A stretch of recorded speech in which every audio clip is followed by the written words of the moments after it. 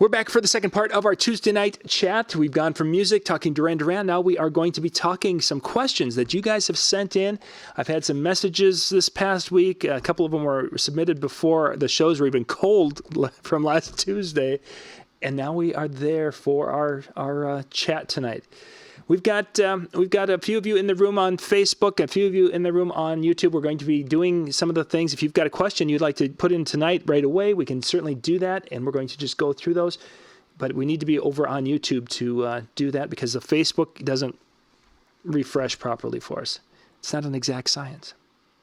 Well, I don't know what any of these questions are, and I like it that way. I like being surprised. I don't want to have to rehearse this stuff. I want to just... I like it. I don't know. I enjoy it. It's like, were you one of those kids, when you had your cap gun as a kid and you pretended to play the game of Russian roulette with a cap gun? Were you one of those? I want to be surprised. No, I'll overthink it otherwise. I'll overthink the answers to the questions if I don't. And I want to do videos on them and everything else. So this is just better. Okay. Well, let's just jump right into it. We've got, again, I think there's 9, and some of them are some pretty elaborate ones. We're going to start with a couple of easier ones or a little quicker ones. Okay. First one is, you're at an event. What do you do when a fight breaks out on your dance floor? It's a good question. What do you do, John? What I have done, and I have had this happen a couple of times, is first off, I have killed the music so that that if there's security around, they know that there's something going on. You're getting the attention over on the dance floor. Right. Secondly, is if I have the ability to, I get the lights up as bright as possible. Now that I've got the DMX controller with the where's my ADJ, my DMX Bridge app, I have a button set up for, not for that, but I mean just the white lights all on. Right. Because they need light, and they need house light. If we can get house lights up, but they need to have basically light, and they need to be able to see who's causing commotion for the bar staff. That's what we did in the bar up at the Holiday Inn, is we would lights up, sound down, and there were a couple of times where there was something going on. There were just so many people in the bar, and there were a couple of times where I had to be on a microphone and say, "It's going on at over by table 7," because there were that many people in the bar. So, as a mobile guy. Yeah, I'll kill the music, and because people know it's happening, and if I'm near the house lights, I'll bring them up. That's just what you do. What can you do? At a bar, bars are a little different. Clubs are a little different, I think, sometimes. I worked at a place in Milwaukee for 6 or 7 years, a downtown, very famous nightclub to the States, very famous nightclub. And we had a code system because we had a lot of things that were going on. We had money drops where like the front door would accumulate like so much cash. They needed to get rid of it in case they got robbed. Yeah. So we would do money drops, and the DJ booth was located in a really odd spot. There was a door, this place had secret passageways everywhere. It's a spy bar. It was a spy. It's still a spy bar. A lot of Hari rooms and secret exits and all kinds of stuff. But you could go from the front door to the DJ booth through the secret door. So they use the secret door to do the money drops. So you don't want to get on the microphone and say money drop. Could someone please come handle this? Because I'm DJing, I'm busy. But if they come in and they tap me on the back, hey, we got a money drop. I would simply get on the microphone and say, code yellow. Tension bar, code yellow. Mm-hmm. I was throwing codes out all night. It could be anything. It could be a cabs here. It could be tons of things. Code red we didn't use because code red sounds bad. Mm-hmm. But fight was code blue. Mm. So if there was a fight on the dance floor, it was code blue dance floor or code blue front door or whatever. Code blue sidebar. That's how we did it. And it worked really well. But again, I was throwing codes out all night for different things. So it wasn't alarming to anyone to hear code something. Code yellow front door. It wasn't alarming. That's a money drop. Or if the sidebar needed alcohol, there was a code for that. We had a whole color code system. Mm-hmm. And I've suggested it to other clubs, and they're like, no, I don't like that. And it worked so well for us. It was really good. So, and probably the biggest, getting back to the fight thing, the biggest thing that I observed in my time at the club is that if they have security, they're trained most of the time. In our case, they were all police officers who are going through training. it's their job. I'm not going to go, even though I'm a big guy. I don't go and break up fights. Oh, I never got I involved. never get involved. There's one of our a friend. I don't. Maybe you probably don't know him, but it was a friend of ours.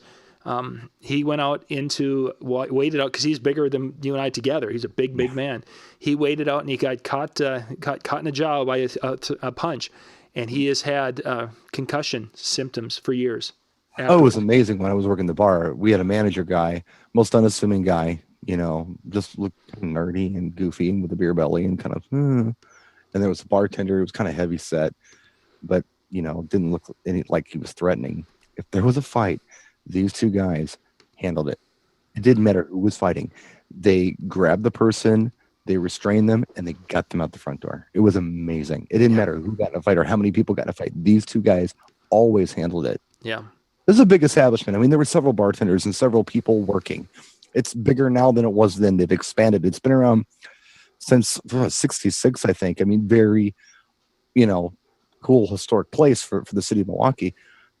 But yeah, those two guys, I think if you were a manager, you had to have some kind of training to handle that stuff. For sure. Maybe that's what was the situation back then. I don't know. They could have been off duty. I never went in there. And did that. I never really even fraternized with that part of the staff. I was the DJ, I didn't hang with them after work. Yeah. I don't know what their stories were. Mm-hmm. I kept to my own and, you get cocktail waiters here and there. That's another show. But for the most part, I didn't fraternize with the rest of the staff. I don't know what their deal was, but boy, they were good. When it came to that kind of stuff, they handled their business. Cool. Next question. The difference in a mini system between an 8-inch top, a 10-inch top, and a 12-inch top. The person's planning to use a sub, and they're wondering which top they should be using for their mini system. Well, I mean, there are a couple schools of thought on that. How light do you want your system? If you want a real lightweight system, you can absolutely go 8, and your small subwoofer can handle that low end fill. However, it's just I don't understand physics like an engineer who builds the speaker, but on a lot of the better speakers, I've been told by several people who are a lot smarter than me that you get the best mid bass from a 12-inch speaker. Just the excursion of the thing, the way it moves. Mm-hmm. If it's smaller, it's not as punchy. If it's larger, it's muddy. And we're talking about mid bass. We're not talking about sub bass. Sub bass is different. The bigger the speaker, the bigger boom you're going to get. And that's just kind of the big vibration thing. I'm talking about that pop, pop, pop, pop and dance music, like housey stuff or energy stuff. Sexy, and I know it. Pop, pop. They got that doom, doom, doom. The bass is handled in those tracks by what would be like the bass guitar, bass synth. The drum, the kick is actually the mid bass. So if you want premium mid bass, I would suggest that you go with a 12 on your top, because for our purposes, that's going to be the best sound you're going to get. It's going to be better than a 15. If you just want small and you want lightweight tops, and you're just looking for a little bit of low end fill with a 12-inch subwoofer, you can go 8. That's fine. 10's a nice compromise too. It's in the middle. Then I'm using a 10 right now. It works real well. Cool. But that's just some info for you. The 12's optimum for that mid bass on the top cab. Good. Next question. When do you start playing for a wedding? When the guests arrive, or when your contracted start time is? And they were saying that their contracted start time is generally when the dinner starts. Most of the time, that's what people are doing. If I'm set up, sometimes I'll just throw on background tunes if I feel it's needed. Just because I'm a team player. We did a photo booth on Saturday. I wasn't scheduled until 8, but they were wrapped up and ready for just kind of open dancing at 20 to 8, and we opened the photo booth early. I did tell the client I did that and explained to the client that I'm on a 4-hour block, and they appreciated that. They'd rather have that 20 minutes early in the night than at the end of the night anyway. Sure. Because people were looking for things to do. So that's kind of how I handle it. I mean, I don't go out of my way to necessarily start early, but if I'm set up, it's nothing for me to throw in some background music and it helps, I do it. Just because I'm cool like that. And I hope they recognize it, and people in the audience recognize it maybe. And I get, what goes around comes around, I'm hoping. Yep. It's good karma. So to answer the question or not. Yeah, no, that did. That's and that's I think that's pretty much how I look at it myself is that if it's something that will add to it, and I'm going to be there. I'm going to be talking to people, shaking hands, and gifts over here, cakes over there. Go get a beverage up there. Thank you for coming. Make sure you tip the DJ. All those. If I have to start doing a hot mix 20 minutes early and I'm still expected to play until close, I might not do that. But if it's easy for me to just throw on some smooth jazz into a playlist and let it roll while I'm adjusting lights or organizing a wedding party or whatever, I have no problem doing that. Yep, I agree. Next question. The question was, do I need liability insurance? The story of this, and this is one that the seven sentence paragraphs. The backstory in this one: the DJ said he didn't own anything beyond his equipment. He rented his apartment. He had a cheap junker van, and didn't feel spending the extra money and passing that cost on to his client was right, since if anything happened, he has health insurance now because of the situation, and he would just file bankruptcy if someone got hurt. So, do we all need to have liability insurance with our shows? You should. I mean, if you're doing mobile stuff, it's just protection, and it's not that expensive. I mean, it's under $200 a year, and it's, I think, $2 million coverage, $1 million per incident kind of thing, maximum 2 incidents, which helps. I mean, if you're getting paid for everything. I mean, I'll just tell you, I had a situation, and nothing happened. Nothing happened. Everybody's fine. But at my photo booth on Saturday, just for an example, I was at a very nice venue. This was a quinceañera, but it was a real high-end quinceañera. They spent a lot of money. This was almost like a really nice bar mitzvah. Mm-hmm. We had the photo booth set up, and we were trying to discourage people from going along one side of the booth because there were cords coming from the wall to run the booth. So I really wasn't paying much attention to what was going on. Blanca took the printer case cover and put it there, and then she put like a table there or something. And we were everything was going fine, but some little kid tried to hurdle the printer case cover and crashed. And this little girl started screaming, and she's holding her arm like for me to pick her up, and I'm looking at her, and I'm thinking, should I touch her? Because I don't know. I mean, is she really hurt? If she is, maybe I'm not the guy to do this. I got one arm. Mm-hmm. I can go to manager if she's got a broken, ankle or something. What am I going to do? Yeah. Blanca came over and just took control of the situation, so it was cool. But and then half an hour later, a family was coming to get their photos taken, and the hall had given us some collapsible chairs for the photo booth for people to sit in. This kid decides to climb up on top of the chair. He falls backwards into the fireplace. The fireplace didn't have a fire going on in it, but it did have candles and glass votives in the fireplace and shattered them. Ooh. And there were also wrought iron, fireplace log things, they're really sharp looking. They come up. The kid was fine. And we double checked him. The dad was checking him. We were checking his head, everything. The kid was fine. It was no one's fault. The parents turned around for a second and it happened. Yeah, as it does. Were to have happened, technically. Yeah. In both instances, I could have gotten sued. Yeah. But nothing happened. These kids were back in the booth all night long getting pictures, smiling and laughing. No problem. Mm-hmm. But if something would have happened, I could have problems. Yeah, does that fall in the hall? No, it falls on me. Mm-hmm. So we made a better blockade. And we really tried to pay close attention to those kids. So yeah, you need to have liability insurance. It's not that expensive, and it's really going to save your butt. And there are a lot of halls that won't even accept you as a DJ unless you can provide proof of liability insurance. That's becoming a big thing. So yeah, you're definitely going to see. And if you haven't seen that yet, you're going to see that in the future. It's just going to be a thing because they're wanting to cover themselves and their guests and such. So. Right. And it's not even like someone's going to sue you. The way it works in reality, I mean, in the U.S., if you're watching this in the U.S., if somebody gets hurt, the first thing the insurance company is going to say is, what happened? Where did it happen? Mm-hmm. Well, it happened at this party. Okay, tell me all about it. They're going to go after the hall. They're going to go after anybody, any vendor who's there. They're going to go after catering. If it happened, near the catering table, they're going to question that. There's going to be an investigation. They're going to go after anybody they can, so that insurance company doesn't have to pay for it, because it's like, well, it's not our fault. Yep.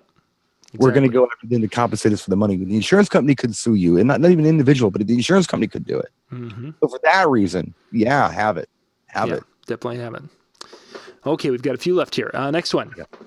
I have $1,000 to spend on a light show. What should I get? I have nothing. The short answer or the long answer? I'll give you, yeah, okay, fine. Really the quickest answer to that one is the first thing I would buy, if it's just a really vague question like that. I don't know what kind of parties these people are doing or what the crowd's like. And I didn't ask the party thing. I want to do, I basically. Just in general, buy LED par cans. Buy LED par fixtures. They're inexpensive, under $100, and you can create the best effects with them. I have friends. Friend of mine, he was an engineer, right? And he built this machine. I don't even know what the hell it is. It's a dynamometer thing. Several $100,000 machine to measure all of these motorcycles, Harley Davidsons. He built it for Harley Davidson, and it's blue and like it powder coated. Beautiful machine he built. And it's got computer monitors all over it. You can plug your Harley into it, and it measures your horsepower, and it measures your torque and all this stuff, and then it tells you what you can add to your bike to make it even more powerful. It's a cool machine. He built this thing, and he wanted to do this big debut. Like, oh man, we're going to have all these bigwigs from Harley coming in to check this thing out. What light should I use? Because he can just use whatever I got. So I show him some choices, and the first thing he looks at is moving heads. He's like, we need moving heads. So, well, hold on a minute. I got an idea. What if we took some light, some amber light, and put it under this machine, and then put like a fog machine under there to create like a smoke effect? That might look pretty hot. It would look like the thing's on fire and it's burning and it's, Mm-hmm. Again, now I want the moving heads. Fine. So I brought both options. I set up the moving heads, and he's like, okay, that's fine. Then I set up the par option. He's like, oh my God, that is the best. Simple. Mm-hmm. The simplest stuff sometimes is the most impressive stuff. So if you only have one thing you're going to get, the par, you can wash with it. You can do uplighting. You can backlight. You can watch the crowd. You can blind a crowd. You can do tons of things with just a simple LED par fixture. That would be the first thing that I would spend money on, and I wouldn't even have to spend $1,000 on them. Yeah, I'll buy them, and maybe I don't know, some kind of controller for them. But yeah, that's what I would go for first. Cool. I'm going to go to a contract question. Yeah. So pull out your law hat, please. Put that on. Yeah, I'm that guy. I'm the guy to ask. Yeah, exactly. Come to me, BSR, for all your legal questions. Yeah, that's what we're here for. It'll all work out great. Yeah. Yeah. They're recording this so they can make sure that they can say, yes, BSR said that. They'll hold up in the court of law. Yeah. Should you have a clause in your contract about guests breaking your gear? And if the guests break your gear, that the client is responsible for their actions. A wise man told me a while back, that the only thing on a contract that means shit in court is the agreed upon price and the date you're going to be there and the times you're going to be there. Nothing else in that contract means much of anything. Really, really smart guy told me that a while back. Unfortunately, that's true. John and I had this conversation. We've had this conversation a couple of times, and it's something we've talked about this, and I've seen this talked about on chat boards and such. So it's not a first time this has come up, and it will be not the last time. You can have that clause in your contract, and it will, for the people who are the nice people who would have probably offered to pay for that microphone, because you're going to see that mic drop, boom. There's my $400 cordless mic that just took a header. So you're going to see that happen. And the people who would have just said, oh my God, I feel so bad that our best man did that. Can we buy them, pay for the microphone? The clause will make it so that those people will not ask you. They'll just, write out the check. They were the ones who would have done it anyway. Nice people. The nice people. The ones who are going to be a jackass and that you want this clause for and try to force it to, they're going to fight you and you're not going to win. So It's kind of like having a lock on the front door of my shed. All that lock really does is it keeps the honest people out. It's not going to keep anybody out who wants to break in and steal my cross country skis or something. You know, it's just not going to happen. I have things in my contract that I know legally mean nothing. Yep. But they express my intentions. Yep. So I don't know. Things like the stage area must be clear when I get there. Setup time is not guaranteed. Usually takes about an hour. Whatever. I mean, it's all stuff that means nothing, but it expresses my intentions. Yep. To what I want to do. So when the client reads it, they're like, "Oh, okay, he's going to do this," and "Oh, okay, oh, that's how that works." Legally, it means nothing. So, yeah. I don't know if you can even protect your gear like that. I don't know. Yeah, Ian mentioned that he has a clause, and they always offer to pay. First off, Ian, how many times is that happening to you, my friend? They always offer to pay. How many times? No one's ever broken my stuff. I've been fortunate. I did have a Shure, an SM58 that it took a header. You know, somebody dropped it by mistake, just a couple of feet, and it had a flat spot. Oh, we'll pay for it. And it's like, well, and I rubbed it out, and it came up and perfect, and the element was fine. Right. But Ian, man, what you must be in a rough neighborhood. I've had people. I have had a couple little things happen. Like I did an uplighting job one time, and I just did the uplighting. I wasn't DJing it. I just set the lighting up, and I left. There was candle wax on one of the lights. Wax off because I don't know, somebody tipped the candle over. But no, I don't recall ever having a situation where anybody's broken anything. In fact, the only time I can really recall anybody really having an issue with my equipment is Saturday with the photo booth with the kids just climbing all over like monkeys, you know. Yeah, and that I can think of in my career that's happened. So just in time. Yeah. Ian has many drunk fest events. St. Louis. There's a lag on that chat board, by the way. If you're acknowledging what I say, it takes like a minute for it to pop up. Yeah, it takes a little time with that. Okay, we got a few more questions. Yes. Song list for weddings. How many songs are too many songs on a song list from the bride? More than 10. I was going to say that's about my number 2. Is if I can get 10. 10 and my thought with the 10 is that I when I talk to the couples and we're meeting, it's like, don't pick songs that you know I'm going to stumble across. Don't pick songs that you know that like YMCA that your guests are going to love. Pick something that has meaning to you that I may not stumble into, because we're most likely going to play Brown Eyed Girl and Cecilia, and we're going to play Staying Alive and all these big wedding hits, but it's the weird things.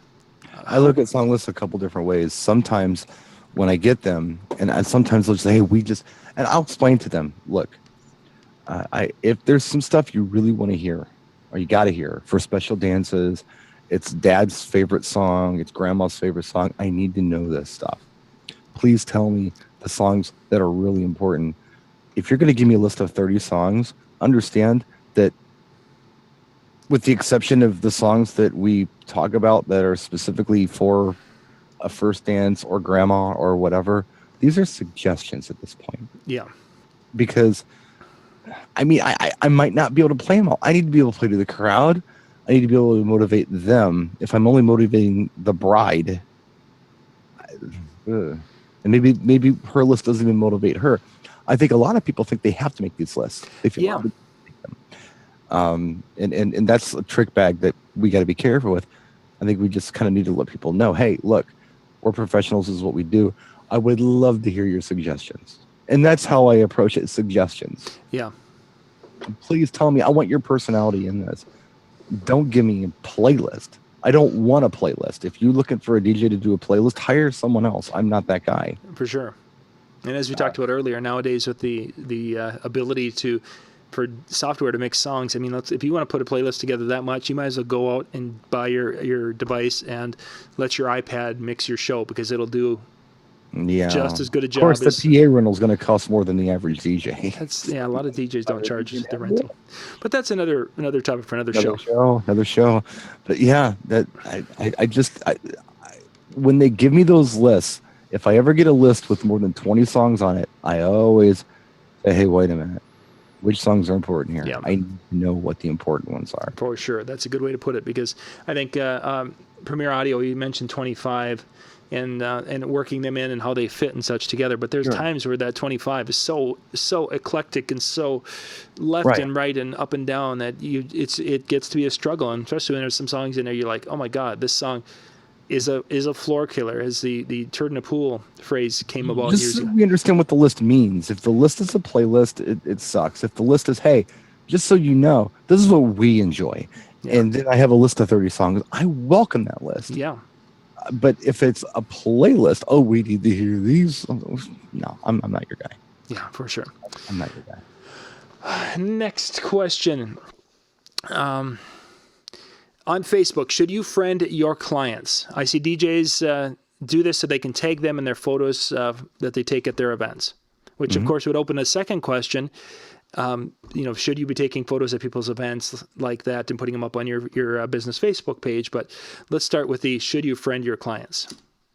It depends on the relationship you have with your clients. The relationship I have with my clients, the ones who I do have as friends on Facebook, it's a good one. We understand each other. Mm-hmm. I'm talking to them like I'm talking to you guys right now. It's not like I'm being, I don't know even what word I'm looking for. I'm being myself. I'm not being a representative of myself. I'm being just me. Yeah. And we just talk. I mean, I got a guy, a groom coming up this summer, and when I first met him and his fiance, it was very formal. But as we got to know each other, and as the phone calls came in, and he requested me as a friend on Facebook, I'm going to accept. Our conversations became more personal, where it was like, hey, dude, you're going through the same thing every groom goes through. Don't sweat it. Don't worry about it. It's going to be fine. Mm-hmm. Before you know it, I'm being his buddy at this point. And we're throwing back and forth 4-letter words just in conversation like you do with the guys. He's fine. But that's just me and my personality. I think for most people, the smartest thing you could do is have a business page on Facebook for your company, or a fan page. I have a fan page. It's kind of weird, but I hate that they call it a fan page. It makes me sound like I'm somebody important. But for anybody who watches me on YouTube, they can just like the page. And the things that I put on that page are things like my videos that I shoot, my gig logs or photos or whatever. I don't express political opinions on there. I don't express religious opinions on there. That's just DJ stuff. And that's very, very general audience stuff. Those are the places that I like my clients to go to. And that's the place I suggest they go to on my business card. Mm-hmm. So there's a compromise. Yeah.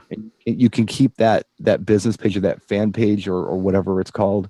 You can keep that very DJ oriented and not piss anyone off. Because I say stuff. John's on my Facebook. He sees my Facebook rants and things. I say things that a client doesn't need to see. See, exactly. Yep.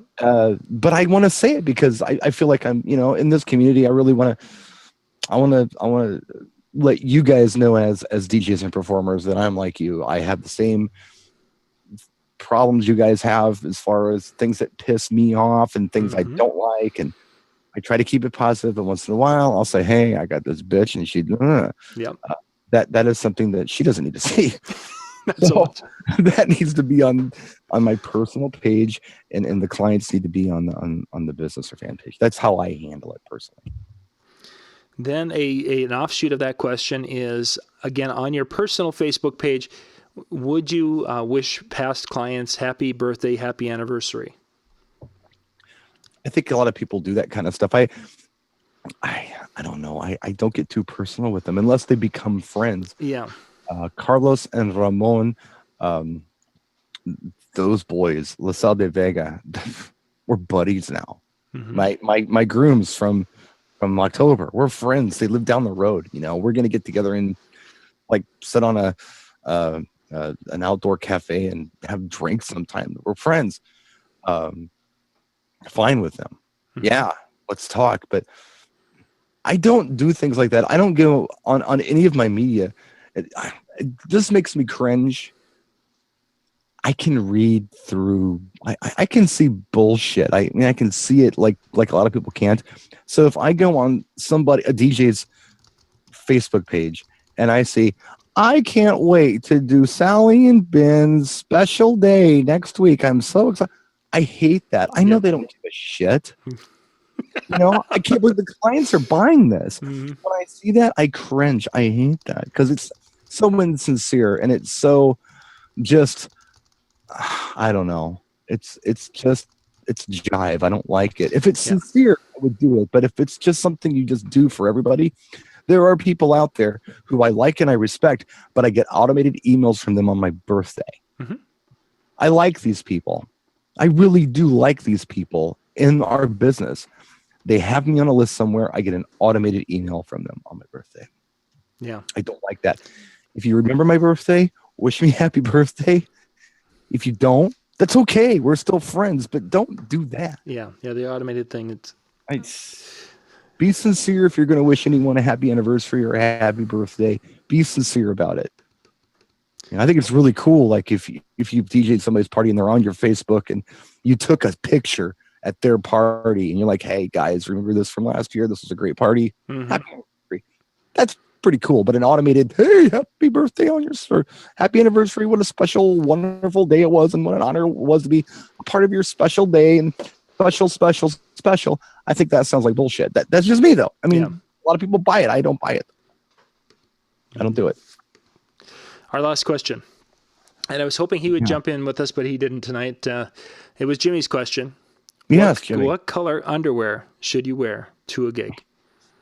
I'll tell you what color pants you should wear to a gig. I'll tell you.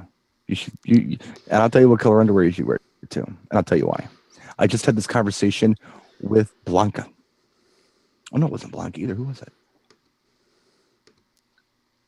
Oh, maybe it was. No, it was Art. It was my friend Art. You should wear black pants. You should wear black underwear. And let me tell you why. Black doesn't show dirt. Or it shows dirt less than a light color does. Okay? If there's an accident of any kind, if you spill something on it, if you get ketchup on it, whatever, it's not going to show. The reason you wear black underwear is if you tear your pants. Like the crotch. Mm-hmm. If you got white underwear underneath there, it's really going to show. If you're wearing black underwear, no one's going to notice. Exactly. So take that, Jimmy, smart ass. Yeah, that was Jimmy's question from last week.